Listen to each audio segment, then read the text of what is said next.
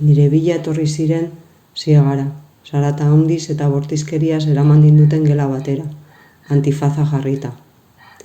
Gelan sartu bezain pronto konturatu nintzen zapaltzen duen lurra biguna zela, goma espumantzeko bat. Gelan argia zegoen. Guardia zibil bat nire eskumako aldean jarri zen eta belarri ondoan bere indar guztiekin oihukatu zidan. Vas a hablar. Oihu bakoitzaren ostean pi egiten zidan belarriak. Beste guardia zibil guztiak mutu, ez dakit zenbat zeuden. Jarraitu zuen, qué mal lo vas a pasar, Naya. Eta, yo te considero mi enemiga. Berehala, desnudate esan zidan. Ez nuen ezer egin. 3-4 guardia zibilen artean hasi ziren biluzten. Ni saiatzen nintzen erresistitzen, baina indarraz kentzen zidaten arropa. Esaten zidaten katxando jartzen ari zirela ni erresistitzeak. Lehenengo jertzea, kamiseta, prakak, playerak galtzerdiak kendu zizkidaten. Kulera eta barne kamisetarekin utzi ninduten. Barne kamiseta kentzen saiatzen ziren bitartean, bakoitzak beso batetik hartu eta beso bakoitza goma espuma zati batekin bildu zidaten.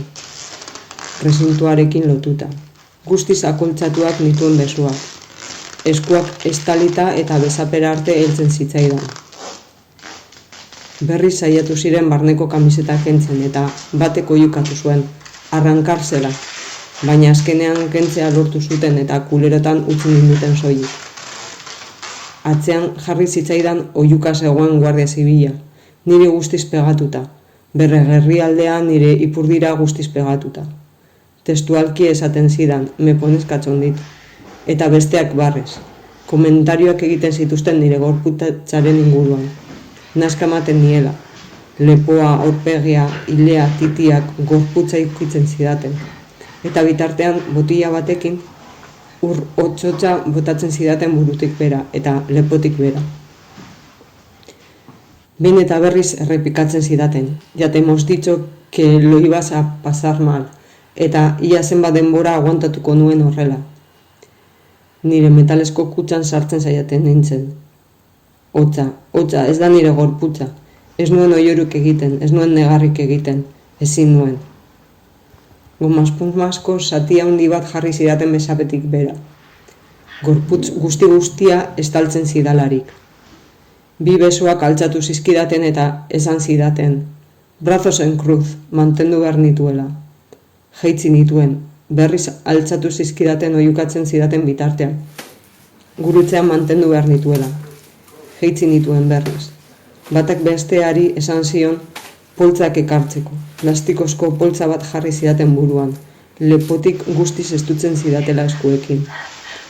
Arnasa hartzen hasi nintzen eta plastikoa barnera sartzen zitzaidan. Itotzen nintzen.